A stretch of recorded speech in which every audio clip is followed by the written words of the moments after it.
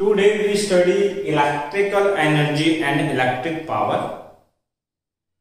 इस टॉपिक के बेसिस पे आपको न्यूमेरिकल प्रॉब्लम 5.10 और 5.12, एग्जाम्पल 5.15 ये 3 क्वेश्चन आपको सोल्व करने हैं जो कि ऑलरेडी मेरे YouTube चैनल पे अपलोडेड है। तो आप इस चैप्टर के प्लेलिस्ट में जाए और ये तीनों क्वेश्चन सोल्व करें। साथ ही अगर आप लोग चैनल पे नए हैं तो चैनल को लाइक और सब्सक्राइब जरूर करें और इस टॉपिक के जो पीडीएफ नोट्स हैं उनके लिंक डिस्क्रिप्शन में गिवन है, तो आप डिस्क्रिप्शन से डाउनलोड कर सकते हैं। ध्यान दीजिए, हमें स्टडी क्या करना है बेटा, इलेक्ट्रिकल एनर्जी। इलेक्ट्रिकल एनर्जी से मीनिंग क्या है हमारे पास। आपके पास ये कोई रेजिस्टेंस है, वैल्यू कितनी बेटा, और ये क्या है, एक बैटरी। इस बैटरी का पोटेंशियल कितना है, जैसे ही इस बैटरी को आप इस रेजिस्टेंस से कनेक्ट करोगे तो ये एक इलेक्ट्रॉन को इस सर्किट के अंदर फ्लो करवाएगी। और इलेक्ट्रॉन कहां से कहां जाएगा, बैटरी के negative terminal to positive terminal. जब इलेक्ट्रॉन इस बैटरी के थ्रू इस सर्किट में सर्कुलेट करेगा, मूव करेगा, तो इस इलेक्ट्रॉन या चार्ज के मोशन की वजह से इस सर्किट के अंदर क्या फ्लो होगी, करंट। क्या फ्लो होगी, करंट। तो इस बैटरी को, इस इलेक्ट्रॉन को इस सर्किट में मेंटेन करने के लिए, किस बात के लिए मेंटेन करना है, फ्लो करने के लिए मेंटेन करना है। तो फ्लो करवाने के लिए इस बैटरी को जितना वर्क डन करना पड़ेगा, और ये वर्क डन किस पे होगा, इस चार्ज के फ्लो के ऊपर, वो वर्क डन क्या बोला जाएगा बेटा, इलेक्ट्रिक एनर्जी।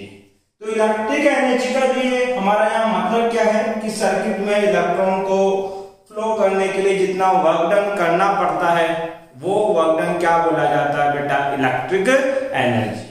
डेफिनेशन क्या है, work done by the battery of maintain the continuous flow of charge is known as electric energy. बड़ा आसान सा इसका डेरिवेशन है। डेरिवेशन के लिए क्या करोगे, मुझे एक चीज बताइए, पोटेंशियल क्या होता है। सर पोटेंशियल होता है work done in per unit charge. तो यहां से मैं वर्क डन कैलकुलेट कर सकता हूं V multiply by Q। Clear है इतनी सी बात। और ये वर्क डन को ही क्या बोला जाएगा बेटा, इलेक्ट्रिक एनर्जी इक्वल टू, ध्यान दीजिए आपने पढ़ा है करंट क्या होता है, rate of flow of charge is known as electric current. ये आपके पास करंट है, यहां से चार्ज इक्वल टू क्या लिखा जा सकता है, IT। लिख दीजिए VIT। तो इलेक्ट्रिक एनर्जी का एक फॉर्मूला बन गया क्या बेटा, VIT। इसके और भी फॉर्मूला होते हैं, और फॉर्मूला क्या क्या होते हैं, इफ आप इस I की जगह, या पहले V को रिप्लेस कर लेते हैं, इफ V इक्वल्स टू क्या लिखा जाए, IR। V की वैल्यू क्या रखें हम लोग, IR। कौन से लॉ से, ओम्स लॉ। V की जगह IR रखोगे तो इलेक्ट्रिकल एनर्जी क्या हो जाएगी, इसकी जगह IR रखें डॉट IT इक्वल टू कितना, I स्क्वायर RT। एक फॉर्मूला ये है इलेक्ट्रिक एनर्जी का। और क्या फॉर्मूला इसका बन सकता है, इफ देखो एक बार किसको रिप्लेस किया आपने, V को, अब रिप्लेस किसको करना है, I की वैल्यू को। I इक्वल टू क्या होता है, V बाई R रखेंगे तो इलेक्ट्रिक एनर्जी कितना, V तो एज इट इज I की जगह रखें V by R multiply by T, ये हो जाएगा V square T by R, that is electric energy का अनदर फॉर्मूला। तो इलेक्ट्रिकल एनर्जी के कुल कितने फॉर्मूला बने बेटा, 3। एक तो VIT, दूसरा आपके पास I स्क्वायर RT, तीसरा क्या है बेटा, V स्क्वायर RT। ये तीनों फॉर्मूला आपको याद रखने हैं। ये इलेक्ट्रिक एनर्जी है। अगर मेरे से पूछा जाए कि इलेक्ट्रिकल एनर्जी का SI यूनिट क्या है, देखिए वोल्टेज से मल्टीप्लाई करंट, ये जो प्रोडक्ट है इसको आगे जाके आप बोलोगे इलेक्ट्रिकल पावर, और पावर का यूनिट होता है बेटा वॉट, टाइम का यूनिट क्या बनेगा सेकंड, एक यूनिट तो है वॉट मल्टीप्लाई बाई सेकंड, और एक और यूनिट होता है क्या बेटा जूल। तो इलेक्ट्रिकल एनर्जी के टोटल कितने यूनिट है बेटा वॉट, सेकंड और जूल। जूल तो है ही है, बट अगर आप इलेक्ट्रिकल सर्किट की बात कर रहे हो तो वहां पे इलेक्ट्रिकल एनर्जी का यूनिट क्या लिखना बेटर होगा, वॉट सेकंड आपके पास। इसका जो कॉमर्शियल या प्रैक्टिकल यूनिट है वो क्या है, इलेक्ट्रिकल एनर्जी का कॉमर्शियल का मतलब जो इंडस्ट्री में इलेक्ट्रिकल एनर्जी को मेजर करने के लिए वर्क में लिया जाता है। जैसे आप न्यूज़पेपर या न्यूज में देखते होंगे कि राजस्थान के इस डिस्ट्रिक्ट के अंदर इतने किलोवाट आवर या मेगावाट आवर का सोलर सिस्टम लगाया गया या सोलर प्लांट लगाया गया। तो जो प्रैक्टिकल यूनिट होता है वो या तो होता है किलोवाट आवर, आर छोटा लिखते हैं, और मेगावाट आवर। अब किलोवाट आवर का मतलब कितना अमाउंट, बेटा किलो का मतलब होता है 10 की power 3, watt as it is रहेगा, और आर को सेकंड में कन्वर्ट करोगे तो 3600 सेकंड। अब देखिए 10 की पावर 3 और 3600 को हम लोग लिख सकते हैं 3.6 10 की पावर 6 वॉट सेकंड। तो अगर पूछा जाए आपसे 1 किलोवाट आवर कितने वॉट सेकंड के इक्विवेलेंट होते हैं, 3.6 10 की पावर 6। सिमिलरली मेगावाट आवर का मतलब, मेगा का मतलब होता है 10 की power 6, watt as it is रहेगा, और आर को सेकंड में कन्वर्ट करने के लिए 3600। इसको लिख सकते हैं 3.6 10 की पावर 9 वॉट सेकंड। इसका मतलब आपके पास जो मेगावाट आवर है उसमें कितने वॉट सेकंड होते हैं, 3.6 10 की पावर 9 वॉट सेकंड। ये आपके पास क्या है बेटा इलेक्ट्रिकल एनर्जी, इसका स्क्रीनशॉट ले लीजिए आप लोग। नेक्स्ट हम लोग पढ़ेंगे बेटा इलेक्ट्रिकल पावर।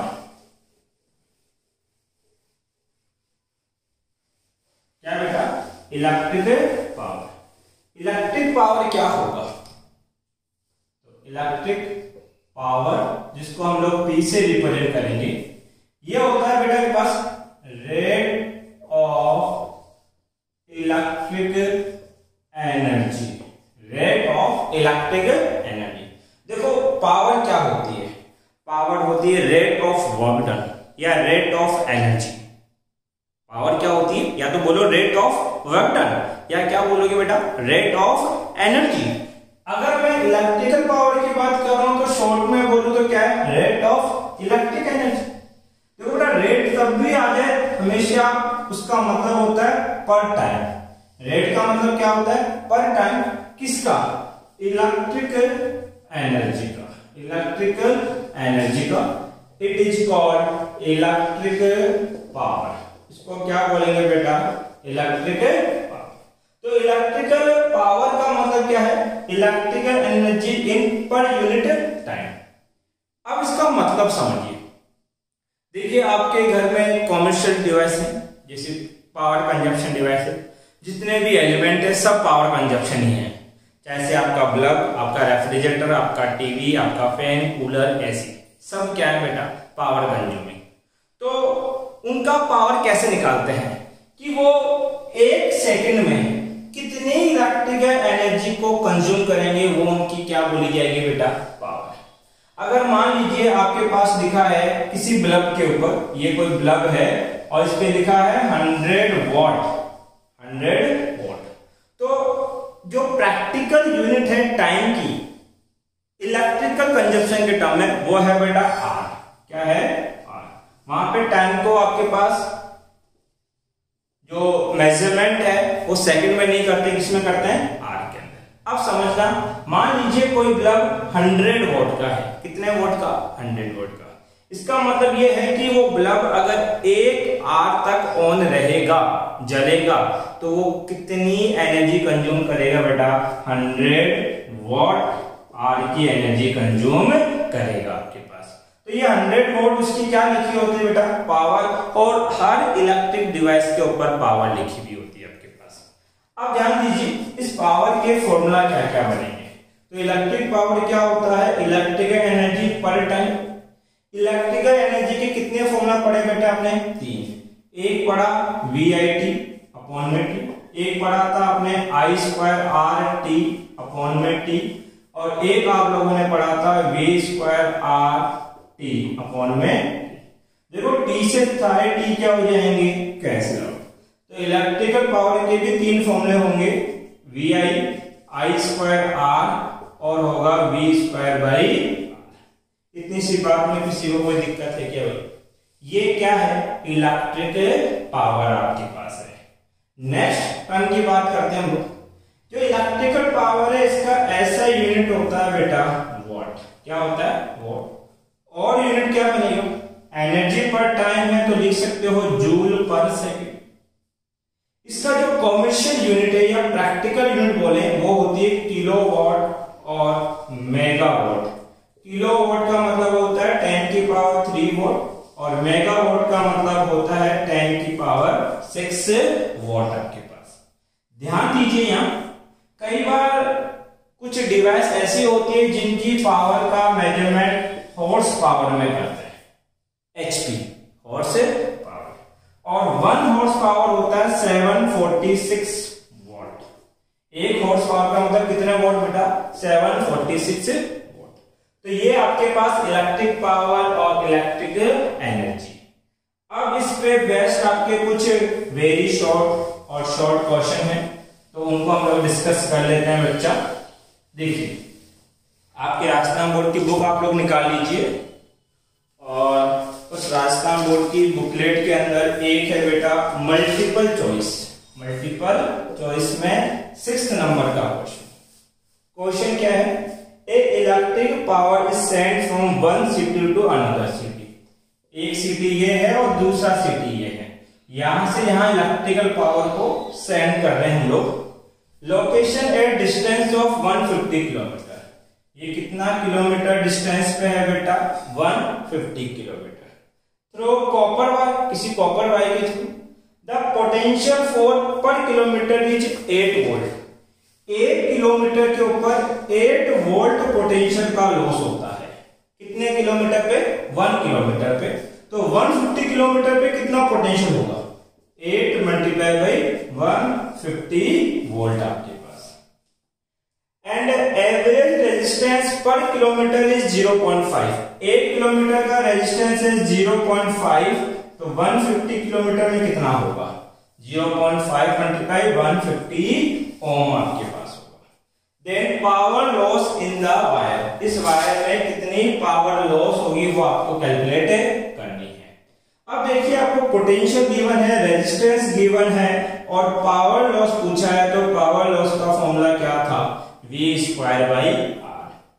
V मतलब इसका स्क्वायर लेंगे, 8 का स्क्वायर कितना 64, 150 मल्टीप्लाई 150 दो बार लिख दिया मैंने।